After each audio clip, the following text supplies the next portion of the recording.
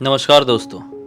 एक बहुत ही खतरनाक भूतिया घटना की कहानी आज आप लोगों के सामने लेकर आया हूं। एक ऐसी अजीबोगरीब चुड़ैल की कहानी जिसके बारे में आपने कभी नहीं सुना होगा। यह घटना आज से लगभग 1 साल पहले बिहार के एक छोटे से गांव में 3-4 दोस्तों के साथ घटी। चलिए बिना देरी किए उस जगह पर उस बैकग्राउंड में पहुंचते और जानते इस खौफनाक घटना की कहानी को। तो युवराज नाम का जो लड़का है वो आज का हमारा मेन किरदार है। युवराज के टोटल 3 दोस्त थे। एक का नाम था अमन, एक का नाम था सुमन और एक का नाम था मनीष। ये 3 इसके इतने पक्के वाले दोस्त थे कि मैं आपको क्या ही बताऊं। ये लोग बिहार के एक छोटे से गांव में बचपन में अपनी पढ़ाई तो किए थे, क्लास 8th 9th तक की, लेकिन 10th से ये लोग पटना चले गए थे और पटना में ही रह के अपनी पढ़ाई लिखाई मौज मस्ती सब कर रहे थे। एक तरीके से इतनी कम उम्र से ये लोग बैचलर लाइफ जी रहे थे। इनको जब कभी भी छुट्टी मिलती थी ये अपने गांव आते थे। अभी पिछले साल की ही बात है, क्लास 12th के इनके एग्जाम हुए थे। सीन ये था भाई, इन लोगों को ना क्रिकेट खेलना बड़ा था, इतना पसंद था कि इन लोगों से दिन भर आप क्रिकेट खिला लो, खेलते रहेंगे छोड़ेंगे ही नहीं। अब जब क्लास 12th की इनकी परीक्षा हुई, ये लोग अपने गांव गए तो डिसाइड किया कि भाई 1 महीने की छुट्टी मिली है, 1 महीने बाद रिजल्ट आएगा, सारी टेंशन 1 महीने बाद शुरू होगी। अभी पूरे 1 महीने हम इतना क्रिकेट खेलेंगे कि खुद हम बोर हो जाए। इतनी बढ़िया से प्लानिंग करके ये लोग अपने गांव पहुंचे। फिर बस इन लोगों का एक रूटीन सा बन गया। बढ़िया सुबह जल्दी उठते, अपना चाय नाश्ता खाना पानी सब करते और फिर क्रिकेट ग्राउंड में पहुंच जाते भरी दोपहरी में। मतलब देखो आप, जज्बा देखो, कितनी गर्मी पड़ी थी इस बार, पिछली बार भी बहुत ज्यादा गर्मी पड़ी थी। भरी दोपहरी में ये लोग जाते थे क्रिकेट ग्राउंड में और खेलते थे अच्छे खासे। और शाम को 8 बजे के आसपास इन लोगों का क्रिकेट खिलाई बंद होती थी। जी हां, जब तक पूरी तरीके से बॉल दिखना बंद ना हो जाए तब तक ये लोग क्रिकेट खिलाई खत्म करके अपने घर पहुंचते नहीं थे। ठीक है, ऐसे इन लोगों के 15-20 दिन कट गए। अब बहुत ही ज्यादा ना इनकी रिपीटेटिव लाइफ हो गई। अभी पिछले काफी दिनों से ये पटना में रह रहे थे, अपनी शहरी लाइफस्टाइल जी रहे थे, दुनिया भर की चीजें हो रही थी, अपना स्कूल जा रहे थे, पढ़ाई कर रहे थे, घूम भी रहे थे। लेकिन यहां पर क्या हो गया था, सुबह उठो, खाना खाओ, क्रिकेट खेलो, घर आओ, सो जाओ। तो इनको ना 15-20 दिन बाद थोड़ा सा ऐसा बोर सा लगने लगा।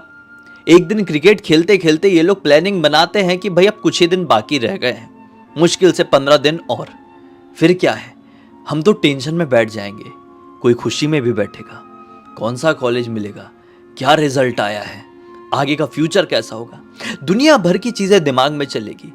काफी दिन हो गए हैं यार, अपन मूवी देखने के लिए नहीं गए हैं, कोई पता लगाओ ना, कोई मूवी वूवी आई हुई है क्या। फटाक से मोबाइल खोले इन लोगों ने और सर्च करना शुरू किया। रिसेंट में एक बढ़िया वाली फिल्म रिलीज हुई थी। इन लोगों ने प्लान किया कि यार ये तो बढ़िया सीन है, अपना जो थिएटर है, मतलब जहां पर ये लोग रहते थे, वहां से नियरेस्ट थिएटर 5 किलोमीटर की दूरी पर था। इनके गांव से 5 किलोमीटर की दूरी पर एक टाउन था और उस टाउन में मूवी थिएटर था। तो इन लोगों ने डिसाइड किया कि कल रात वाला अपन शो चलते हैं, क्रिकेट तो नहीं छोड़ पाएंगे, रात वाला शो चलते हैं। घर पे बात करें कि नहीं करें, ये डिस्कस शुरू हो गया।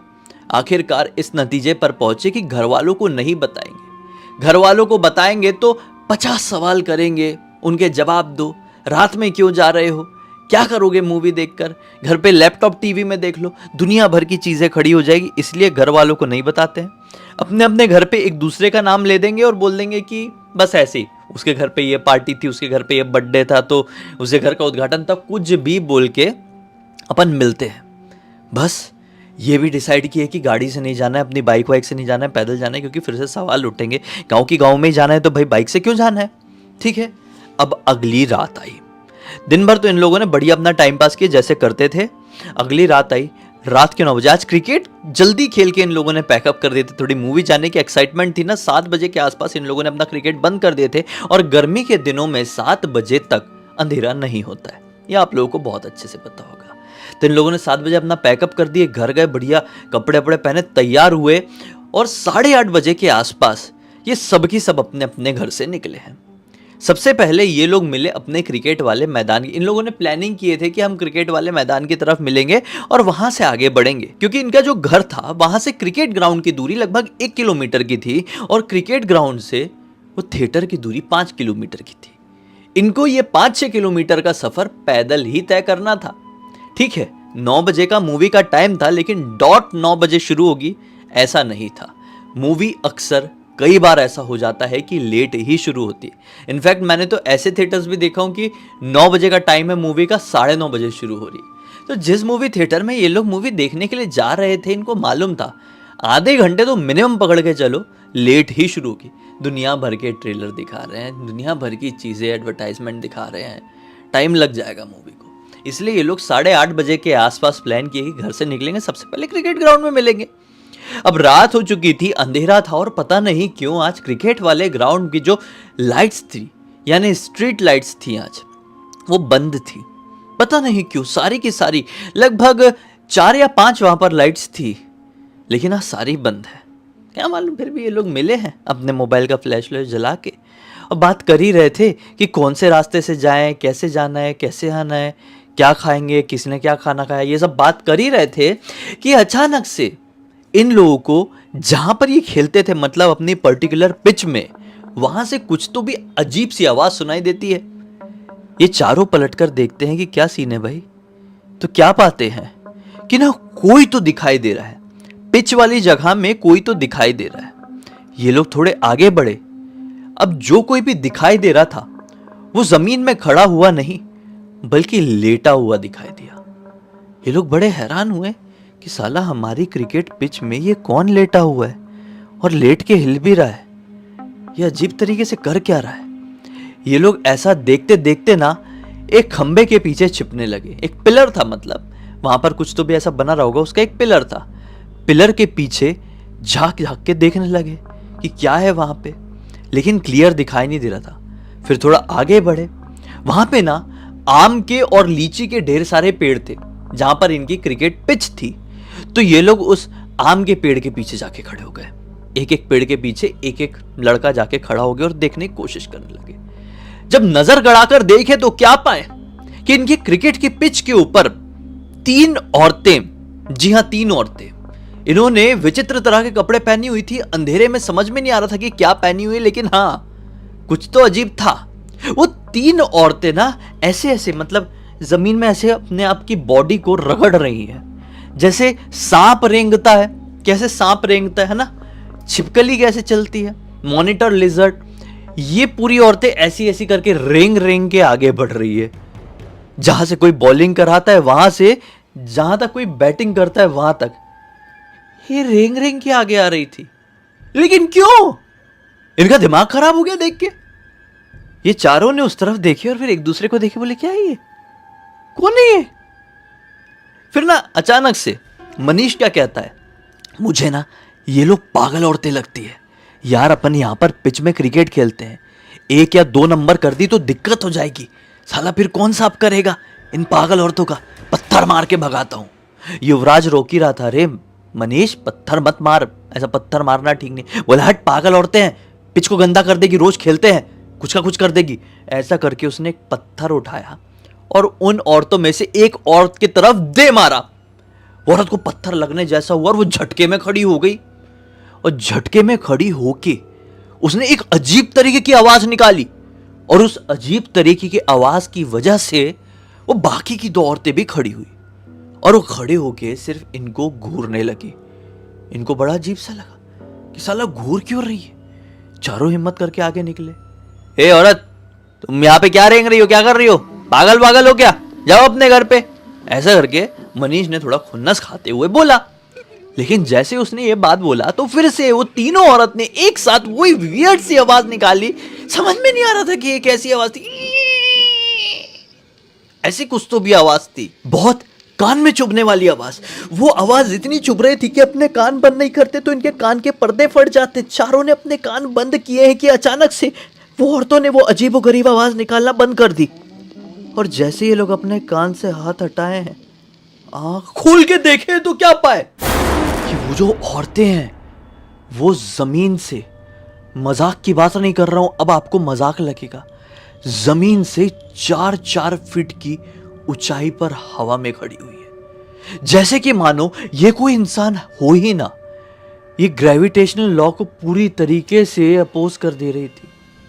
ये जमीन में नहीं खड़ी है, ये हवा में खड़ी है और हवा में तैर रही है और इनकी तरफ धीरे धीरे करके उड़ते हुए आगे बढ़ रही है। चारों ने एक साथ चिल्लाया, ये क्या है, और भागे हैं खतरनाक तरीके से। इतना गंदा भागे कि जिसकी कोई लिमिट नहीं।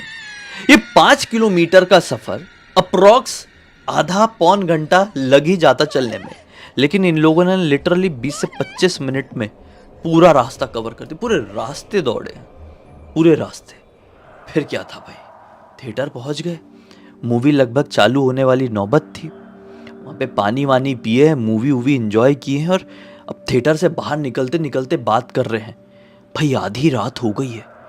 वो औरतें थी कि क्या थी, इस तरीके से वो हवा में कैसे उड़ रही थी और कितनी गंदी सी आवाजें निकाल रही थी। वो कैसा अजीब सा मुंह बनाई हुई थी। हल्का सा उन लोगों का चेहरा दिखा था। वो जो कोई भी नजारा था बहुत वियर्ड था। हम तो कभी किसी को ठीक तरीके से बता भी नहीं पाएंगे कि हम लोगों ने क्या एक्सपीरियंस किए। भाई हम किसी को बताएंगे तो हमको कोई पागल समझेगा। फिर इतने में युवराज कहता है, पागल समझे जैसा भी समझे भाई, अपन सही सलामत अपने घर तो पहुंच जाए। उन औरतों ने हमारे चेहरों को साफ साफ देख लिए और मनीष ने तो पत्थर भी मारा है। हमारा वहां से जाना ठीक नहीं होगा। अब युवराज की इन बातों को सुनकर अमन, सुमन और मनीष कहते हैं कि क्या बात कर रहा है भाई, अब जो दूसरा वाला रास्ता है वो 15 किलोमीटर का है। हमारे पास ना साइकिल है, ना बाइक है और ना ही इतने पैसे कि हम कोई ऑटो फोटो करके घर चले जाए। अपन पैदल ही जा सकते हैं, उसी रास्ते से जाना पड़ेगा, मजबूरी है। अब सही समय पर घर नहीं पहुंचे तो डंडे पड़ेंगे, क्योंकि घर वालों को बोल के आए हैं कि गांव में ही जा रहे हैं फलाने फलाने दोस्त के घर। फाइनली इन लोगों ने वही किए जो डिसाइड किए थे। ये लोग उसी रास्ते से चलना शुरू किए जिस रास्ते से आए थे। चलते चलते ये प्लानिंग बना लिए कि भाई अपना क्रिकेट वाला ग्राउंड आएगा ना तो गंदा भागेंगे, कोई दिखाई दे दिया तो, नहीं भी दिखाई दिया तो भी भागना है, क्योंकि सीन ये है कि कोई भी छिप छाप के हमारे ऊपर वार कर सकता है। ऐसे बात करते करते ये लोग बढ़ने लगे। कितने में सुमन कहता है कि अरे क्या तुम फोकट में डरते हो यार, हाँ कुछ नहीं है ऐसी चीजें, चलो जो कुछ भी रहा होगा, हो सकता है साला कोई हमें ना टॉर्च वॉर्च मार के डरा रहा हो, कोई ऐसा 3D लाइट टाइप का आया होगा, उससे हमको डरा रहा होगा, तुम भी क्या फालतू की चिकल्लस में पड़ रहे हो। ऐसी बात करते करते ये लोग फाइनली उस ग्राउंड के पास पहुंच गए। अब बाकी सबका मन हुआ ही था कि दौड़ के यहां से भागते हैं घर की तरफ, लेकिन सुमन ने रोक दिया। बोले मैं बोल रहा हूं ना यार कुछ नहीं है, तुम लोग बहुत टेंशन लेते हो, आराम से चलो, कुछ नहीं होगा, चलो आराम चलो। ऐसा करके अब ये आराम से चलने लगे। लेकिन ग्राउंड लगभग आधा इन लोगों ने क्रॉस किए होंगे कि अचानक से छपाक से सुमन के सर पे कुछ आके गिरा, कुछ गीला गीला जैसे कि पानी हो। ये बोला अरे यार पानी किसने फेंका। मनीष बोलता है कि यार सुमन सही समझे, आसपास कोई तो है साला जो अपना ना गेम लेने की कोशिश कर रहा है। पहले 3D लाइट से डराया और अब पानी फेंक के हमारे मजे ले रहा है। अब पता चल जाए कौन है वो, उसकी तो बैंड बजा के रख देंगे। ये बात मनीष ने बोला, ये कि फचाक से मनीष के ऊपर भी कुछ गिरा। अब मनीष ने ढंग से हाथ लाकर देखा, साला ये चिपचिपा सा क्या लग रहा है, ये पानी चिपचिपा कैसे है। पास में करके देखा तो क्या पाया, ये नीले रंग का कुछ है। अरे बाप रे, जैसे इन दोनों ने और बाकी के दोनों ने नोटिस किए कि इनके ऊपर जो गिरा वो पानी नहीं, वो नीला नीला कुछ तो भी है, उतने में इनको हंसने की आवाज सुनाई दी। बड़ी बेहुदा सी हंसने की आवाज सुनाई दी और इस हंसने की आवाज को सुनकर ये चारों डर गए। बोले ये क्या है। और फिर इतने में मनीष की नजर पड़ती है ऊपर। शिट, ऊपर वही तीनों चुड़ैलें, अब तो चुड़ैले ही बोलेंगे, ये क्लियर हो गया, ऐसे अजीब तरीके से उड़ रही है और अभी भी हंस रही और इन लोगों के ऊपर लिटरली उल्टी करना शुरू कर दी। इनके ऊपर उल्टी कर रही है और उनकी उल्टी नीले रंग की है। ये पूरे भीग गए। अब ये दौड़ना शुरू किए।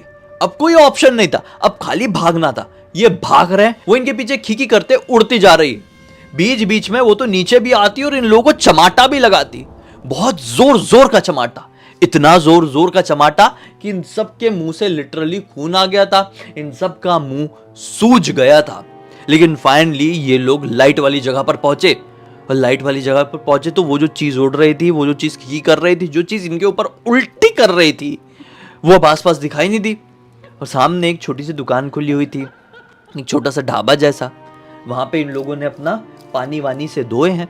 ढाबे वाले ने पूछा भी कि क्या हो गया भाई, क्या गिर गया है तुम्हारे ऊपर, कहाँ पे मुंह मार के आ गए? लेकिन इन लोगों ने उस ढाबे वाले का कुछ जवाब नहीं दिए, अपने आप को साफ किए और इतने डरे सहमे थे कि एक दूसरे से भी कुछ भी बात करना इन लोगों ने सही नहीं समझे और घर की तरफ निकल लिए। ये रात अपने युवराज और अमन की तो बहुत अच्छे से कटी, लेकिन सुमन और मनीष के बारे में अगली सुबह यह पता चला कि दोनों की बहुत बुरी तरीके से तबीयत खराब हो गई है और लिटरली मुंह खोल रहे हैं ना, अपना मुंह कुछ भी बोलने के लिए भी मुंह खोल रहे हैं तो उनके मुंह से पूरा नीला नीला पानी ऐसा निकल के बाहर आ रहा है, जैसे कि ऐसा भी खोले तो खच से बाहर आए। पता नहीं इन लोगों को क्या हो गया था, कुछ बात भी नहीं कर पा रहे हैं, कुछ रिएक्ट नहीं कर पा रहे हैं, कुछ खा पी नहीं पा रहे हैं। अब ये चीज जब अपने युवराज और इसको पता चली अमन को, तो इन लोगों ने सोचे कि इनके घर वालों से कुछ छुपाना नहीं चाहिए, फटाफट बता देना चाहिए। घर वाले डॉक्टर के चक्कर में पड़े, डॉक्टर वाला मैटर है ही नहीं। नीला नीला कॉम्बिनेशन, नहीं मेरा नीला मत देखो, लेकिन वो चुड़ैल वाला नीला उल्टी और इनका नीला मुंह से निकलना कॉम्बिनेशन बहुत मैच करता हुआ दिखाई दे रहा है। इनके घर वालों को बता देते हैं। तो युवराज और अमन सुमन और मनीष के घर गए और पूरी बात बता डाले। बस फिर क्या था, किस्मत से दोनों के ही घर वालों ने बोले कि हम किसी से बात करते हैं। जल्द से जल्द उन लोगों ने एक ही बाबा से बात की। बाबा ने बोले कि एक ही घर पे इकट्ठे हो। सभी लोग मनीष के घर पर इकट्ठे हुए हैं और फिर बाबा ने इन लोगों की झाड़ फूक करना शुरू किए। लेकिन वो है कि कुछ बोलने को तैयार ही नहीं, क्योंकि बोल सक भी नहीं रहे थे। बोल रहे थे तो मुंह से सब निकल जा रहा था, नीला नीला सा, पता नहीं क्या था, कुछ समझ में नहीं आ रहा था। और ये चीज मेडिकल साइंस को भी समझ में नहीं आ सकती थी, तो डॉक्टर के पास जाके कोई भी फायदा नहीं था। बस फिर क्या था, पुजारी जी ने इनके ऊपर लगभग 4 से 5 घंटे तक झाड़ फूक करी है।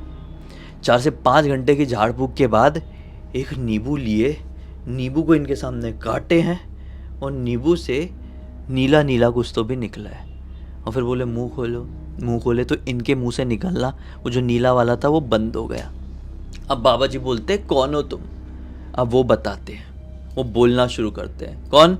मनीष और सुमन, कि हम पनिया चुड़ैल हैं। हम वो शापित चुड़ैलें होती हैं जिनकी मृत्यु पानी के आसपास होती है, तालाब, कुआं, नदी में डूबकर।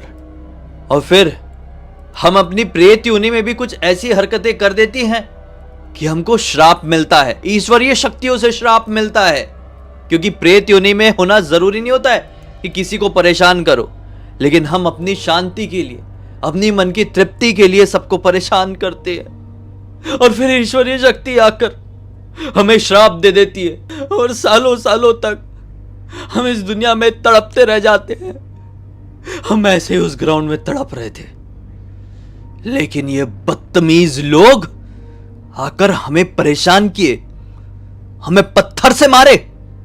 हम इन्हें नहीं छोड़ेंगे, हम इन्हें खत्म करके रख देंगे, खत्म करके रख देंगे। ऐसे बोल के दोनों ने एक साथ बहुत जोर से चीख मारे हैं, बहुत जोर से। हाँ, और एक और चीज, ये जो कुछ भी बात बोल रहा था ये मनीष बोल रहा था। सुमन शांत था, लेकिन चीख मारने के टाइम पे दोनों ने एक साथ चीख मारे हैं और फिर पूरी बॉडी इन लोगों की कांपने लगी, बड़ी खतरनाक तरीके से कांपने लगी। इन दोनों की माएँ तो इतनी परेशान हो गई कि हमारे बच्चे गए, रोने लगी इन दोनों की माँ, इनके घर वाले, इनके परिवार वाले सब रोने लगे। लेकिन बाबा ने बोले चिंता करने की कोई जरूरत नहीं है। बाबा ने अपनी पोटली से निकाले 2 कील, इन लोगों के ऊपर 14 बार घुमाए हैं, कुछ मंत्र पढ़ते हुए दोनों के ऊपर, और फिर इन लोगों का वाइब्रेट होना रुक गया। बाबा डायरेक्टली उठे और गए हैं चलते चलते चलते चलते पता नहीं किधर। वो बाद में बात की तो पता चला कि वो गए थे जंगल, और एक जंगल में एक पेड़ में वो दोनों कीलों को गाड़ दिया, दोनों कीलों को ठोक दिया, और उन दोनों पेड़ों को इन्होंने एक धागे से बांध दिया अभिमंत्रित करके। ये बताया कि उनकी आत्माएं अब इन पेड़ों पर कैद है, वो प्रेतनियां इन पेड़ों पर हमेशा हमेशा रहेगी। इन्हें पनिया चुड़ैल कहा जाता है क्योंकि पानी की वजह से इनकी मृत्यु होती है, और मृत्यु के बाद ये प्रेत योनि में जाकर भी सीधी नहीं रहती, उल्टी सीधी हरकतें करती है, किसी को बहुत बुरी तरीके से परेशान कर देती है। फॉर एग्जाम्पल, पनिया चुड़ैल आपके पास आई, आपकी जिंदगी हराम करके रख दी बिना मतलब की। अब आप बहुत स्पिरिचुअल आदमी, आप भगवान के ऊपर बहुत श्रद्धा वाले आदमी, भगवान का एक स्पेशल आशीर्वाद भी आपके ऊपर है, कई लोगों के ऊपर होता है, हाँ भगवान का आशीर्वाद होता है, ऐसे समझ लो आपके ऊपर भगवान का आशीर्वाद भी है। तो वो भगवान, वो ईश्वरीय शक्ति उस चीज से नाराज हो जाएगी जिस चीज ने आपको नुकसान पहुंचाने की कोशिश करी है। और जरा सोचो, ईश्वरीय शक्ति अगर किसी चीज के ऊपर नाराज हो जाए तो उसे श्राप नहीं दे देगी। तो ऐसी ही श्रापित जो हो जाती है वो प्रेतनिया, वो बन जाती है पनिया चुड़ैल, और कई सैकड़ों हजारों साल तक भी तड़पती रहती है यहां पर। जी हां, जब तक उन्हें कोई ऐसे आके, ऐसी ही कोई शक्ति जिन्होंने श्राप दी थी उन्हें मुक्त ना करते, तब तक वो ऐसी भटकती ही रहेगी, परेशान रहेगी।